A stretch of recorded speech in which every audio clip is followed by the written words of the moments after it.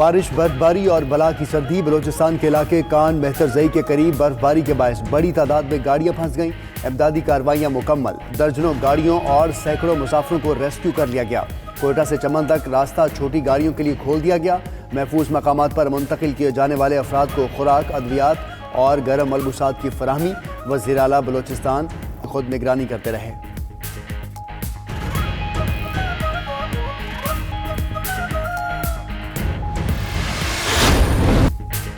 मुल्क के बेशतर इलाकों में मूसलाधार बारिशें, पहाड़ी इलाकों में रिकॉर्ड बर्फबारी।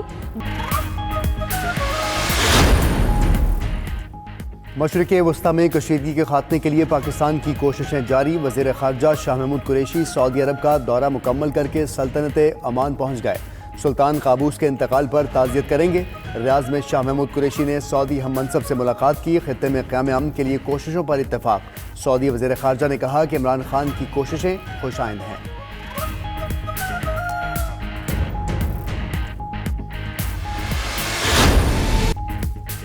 वज़ीर आज़म का खालिद सिद्दीकी से राब्ता, मुलाकात के लिए इस्लामाबाद बुला लिया। असद उमर ने भी मुत्तहिदा को पैगाम पहुंचाया। ज़राए के मुताबिक विफाकी वजीर ने कहा, इमरान खान मुत्तहिदा को सबसे अच्छी इत्तेहादी करार देते हैं। खालिद सिद्दीकी बोले, हुकूमती इत्तेहाद से अलग होने का इरादा नहीं। जहांगीर तरीन का भी मुत्तहिदा से राब्ता, तहफ़्फ़ुज़ात पर गौर की यकीन दहानी। असद उमर और तरीन ने वज़ीर आज़म को मुत्तहिदा के मुतालबात से आगाह कर दिया।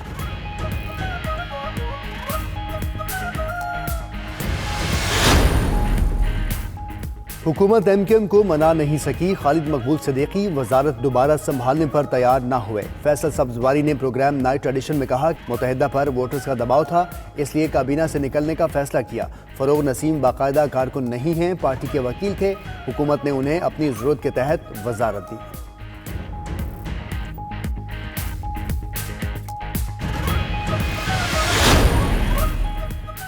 नवाज शरीफ को कुछ देर हवाखोरी के लिए घर से बाहर लेकर गए। हुसैन नवाज का कहना है, नवाज शरीफ काफी अरसे से घर या अस्पताल तक महदूद थे। डॉक्टर्स के मशवरे पर फैमिली ने घर से बाहर निकलने पर आमादा किया। उधर वज़ीर आज़म इमरान खान का नवाज शरीफ की लंदन के होटल में तस्वीर का नोटिस। यास्मीन राशिद का डॉक्टर अदनान से राब्ता, ताज़ा मेडिकल रिपोर्ट्स भेजने को कहा।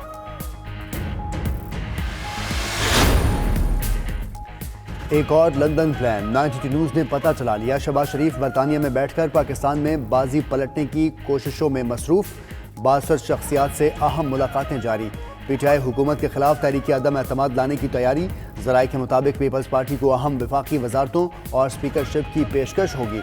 शहबाज शरीफ खुद वजारत उज़्मा के उम्मीदवार होंगे। वो 15 फरवरी से कबल पाकिस्तान पहुँचेंगे।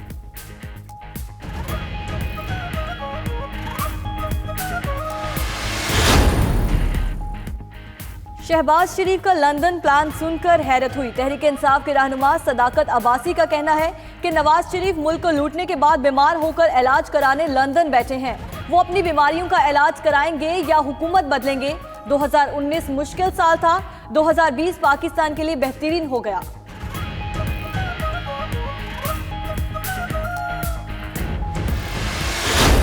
पांच ममालिक के वुज़रा अपने हलाक बाशिंदों को इंसाफ दिलाने के लिए जुमेरात को लंदन में मिल बैठेंगे।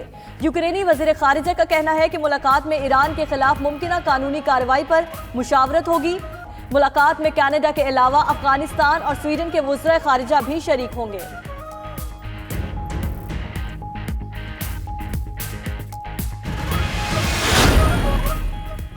मलिका एलिज़ाबेथ का बड़ा फैसला, शहजादा हैरी और मेगन मार्कल को शाही खानदान से अलहदगी की इजाजत दे दी। फैसला शहजादा हैरी समेत शाही खानदान के दीगर अफराद के साथ अहम मुलाकात के बाद किया गया।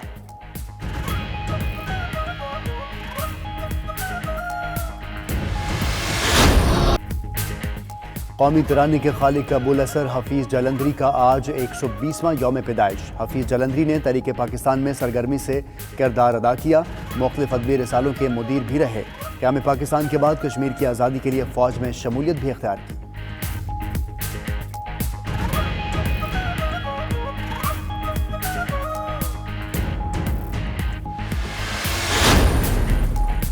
बेहंगम ट्रैफिक को सुधारने के लिए बोलिविया के लड़के और लड़कियों ने ज़ेबरों का रूप धार लिया।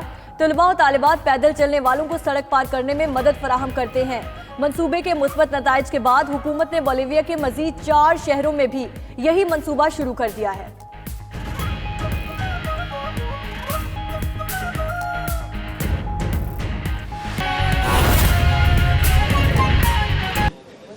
आज असद उमर भाई और उनकी टीम यहाँ आई है। ये पहले से तयशुदा एक मीटिंग थी, ये मुलाकात थी, मुज़ाकरात नहीं थे। और इसमें हमने कहा था कि जब भी कराची आया करें तो ज़रूर हैदराबाद भी आएँ, तो उन्होंने दावत कबूल की थी। तो उसी हवाले से पहले से तयशुदा ये मुलाकात आज हो रही है, जो बहुत सारे कौमी उमूर पे भी और सिंध के शहरी इलाकों के उमूर पे भी गुफ्तगू हुई है। और इस हवाले से मैं समझता हूँ कि असद उमर भाई ज़्यादा आपको बेहतर बता पाएंगे। हम सब ने इनका आज इस्तकबाल किया है, खुशामदीद कहा है और इनके शुक्रगुजार हैं यहाँ आने पे। बिस्मिल्लाहिर्रहमानिर्रहीम, अस्सलाम वालेकुम। जैसे खालिद भाई ने बताया कि ये पिछले हफ्ते हमारी मुलाकात हुई थी इस्लामाबाद में, तो कराची के कुछ मंसूबे जो हैं उनके बारे में बातचीत हो रही थी। तो फैसला ये हुआ था कि 13 तारीख को जब मैं कराची आऊँगा तो हैदराबाद भी आऊँगा। वैसे भी मेरी जवानी जो है वो यहाँ हम करीबी मेरा घर होता था, तो हैदराबाद मेरा बड़ा टाइम गुजरा है, तो यहाँ आना वैसे ही अच्छा लगता है। आज भी एक तो अपडेट थी कि जो मंसूबे हैं कराची के लिए जिनके ऊपर वफाक काम कर रही है, उसका अपडेट हमने शेयर किया MQM की टीम के साथ। खालिद भाई तो इस्लामाबाद में होते हैं, इनको वक्तन फ़वक्तन पता चलता रहता है जो काम किया जा रहा है, लेकिन बाकी MQM की जो सीनियर टीम है उनको भी हमने आज अपडेट किया कि हम किन किन चीज़ों पे काम कर रहे हैं और कहाँ मामलात पहुँच चुके हैं। कुछ ऐसी चीज़ों की बात भी की गई जिसमें थोड़ी ज़्यादा तवज्जो की ज़रूरत है, और उसके ऊपर भी ज़ाहिर है हमारा वो मुश्तरका ही एक प्लान है। जो भी करना है वो कराची के अवाम की बेहतरी के लिए करना है। इस शहर में रहने वालों को उनका हक जो अफसोस के साथ दहाइयों से नहीं मिला है, वो उस हक को दिलाना है, और ये हमारी मुश्तरका जद्दोजहद है। तो जैसे कहा खालिद भाई ने कि ये कोई नेगोशिएशन नहीं हो रहे, एक मुश्तरका जो हमारा एजेंडा है उसके ऊपर कैसे लाएमल हो रहा है। और ज़ाहिर है जो ऐलान कल किया गया, जो प्रेस कॉन्फ्रेंस की गई, उसके ऊपर भी बात की गई और उसके ऊपर भी आइंदा लाएमल की क्या है। ना तहरीक इंसाफ के जहन में कोई शक है, ना MQM के बेहतरी यही है कि हम साथ मिलकर काम करें शहर के लिए, मुल्क के लिए, और उसको क्या तरीक़ेकार बेहतरीन हो सकता है उसके ऊपर बातचीत हो भी सकती है और होती भी है। और इंशाअल्लाह ताला इसी तरीके से साथ मिल के चलेंगे। और जो इतनी मेहनत से हम इस मुकाम पर पहुँचे हैं कि जहाँ जो कराची के तरक्याती मंसूबे हैं उनको हम बड़े जो मंसूबे हैं, छोटे मंसूबे तो शुरू भी हो गए। खुशखबरी कराची वालों के लिए ये है कि फरवरी के पहले हफ्ते में इंशाअल्लाह ताला वज़ीर आज़म आएंगे यहाँ पर और इफ्तिताह भी होगा उन मंसूबों का। मैंने पिछले जो मेरा दौरा था कराची का उसमें कुछ तफसीलात भी शेयर की थी, लेकिन उसके अलावा जो बड़े मंसूबे हैं इंशाअल्लाह ताला उनके ऊपर भी जल्द काम शुरू हो जाएगा। तो ये बुनियादी मकसद था यहाँ पे आने का, और मेरे ख्याल में अच्छी मीटिंग हुई। मेरा ख्याल है वजाहत कर दी है सारी चीज़ों की, हमने बताया भी था। कल की भी प्रेस कॉन्फ्रेंस में कोई सनसनी खेजी थी नहीं। देखिए ना, अगर हमने तो पहले ही कहा कि हम हुकूमत का हमने जो वादा किया है हुकूमत का साथ देने का, अपने अददी जो हमारे पास नंबर्स हैं उसके ज़रिए भी वो हम जारी रखेंगे। हमने सिर्फ ये कहा था कि कैबिनेट में बैठा रहना अब बेसूस सा महसूस होता है, तो वहाँ पे नहीं जाएंगे, उसकी बात हुई थी। तो बाकी हमारे जानिब से किए गए तमाम वादे जो हैं वो हमें याद हैं और उस पर हम अमल कर चुके हैं ऑलरेडी। अब बाकी चीज़ें ये हैं कि हम आपको खुशखबरियाँ उस वक्त सुना देंगे अब आइंदा, जब ये जो हमने वादे किए थे वो तकमील के मरहले से गुजरकर रोडों पर नजर आने लगेंगे।